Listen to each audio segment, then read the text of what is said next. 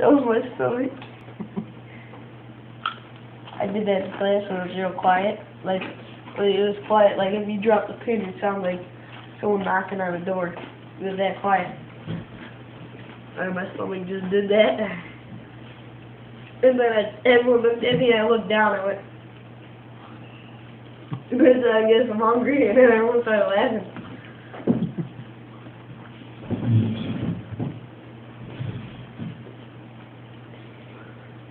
We were only one step away, and we forgot. We couldn't get the next step. Name you, son.